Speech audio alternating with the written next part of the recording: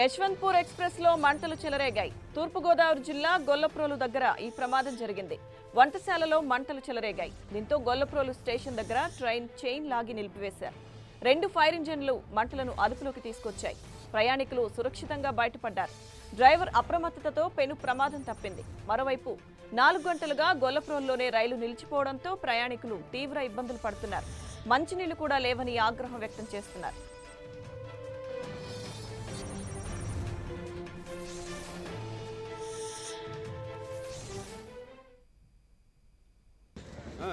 ఒంటి గంట 50 పావుతకు 2 ఇలాగ అవుతుంది. ఆ ప్రాంతంలోనే గోల అవుతుంది. గోల అవుతుందో ఏంటి ఇక్కడ మా ఫ్రెండ్ ఒకడే స్త్రీలో ఉన్న తనకి ఫోన్ చేశాను. అంతే పొరాటు అయింది, పెట్టి కారు ఇదైంది, నిప్పట్టుకుందని.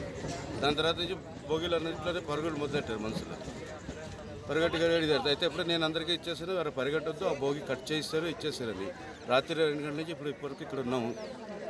భోగిల్లో నీళ్లు లేవు, టీలు కాఫీలు ఏమి సదుపాయం లేదు. ఎవరు సరైన ఇది చెప్పలేకపోతున్నారు.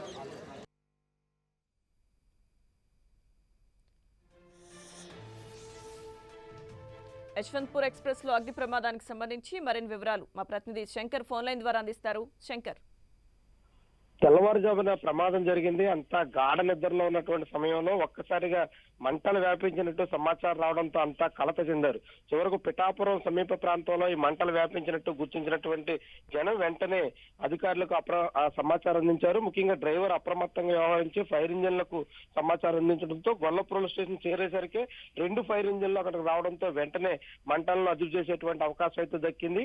అయితే ఇప్పుడు ఘటన జరిగిన తర్వాత ఇప్పటికే సుమారు 5 గంటల సమయం గడుస్తుంది. అయినప్పటికీ కూడా ఇక్కడ సంబంధించినటువంటి ప్రయాణికులకు ఎటువంటి ప్రత్యామ్నాయ ఏర్పాట్లు చేసినటువంటి పరిస్థితి అయితే లేదు. ఆ రైళ్ల రాకపోకలకు సంబంధించి ఎటువంటి ఇబ్బంది లేదని ఇప్పటికే రైల్వే శాఖ అధికారులు చెప్తున్నారు. ఈ యశ్వంత్పూర్ ఎక్స్ప్రెస్ మినహా మిగిలిన అన్ని ట్రైన్లని యథావిధిగా నడుపుతున్నారు. అయితే యశ్వంత్పూర్ ఎక్స్ప్రెస్ మాత్రం గొల్లప్రోలు స్టేషన్ లో నిలిపివేయడంతో అక్కడ ఎటువంటి సౌకర్యాలు లేకపోవడంతో అందరూ కూడా తీవ్రమైనటువంటి ఇబ్బందులు పడుతున్నారు. చిన్నపిల్లలు, వృద్ధులు అయితే మంచినీళ్లు కూడా లేవనేటువంటి ఆందోళన అయితే వ్యక్తం చేస్తున్నారు. రైల్వే అధికారుల తీరు మీద తీవ్రంగా మండిపడుతున్నారు. 5 గంటలుగా ట్రైన్ నిలిపేసినటువంటి సమయంలో ప్రత్యామ్నాయ ఏర్పాట్లు చేయడానికి తగ్గట్టుగా యంత్రాంగం తగిన సన్నద్ధం చేయాల్సి ఉన్నప్పటికీ కూడా ఎటువంటి చర్యలు తీసుకోకపోవడం పట్ల వీళ్ళంతా ఆగ్రహం వ్యక్తం చేస్తున్నారు.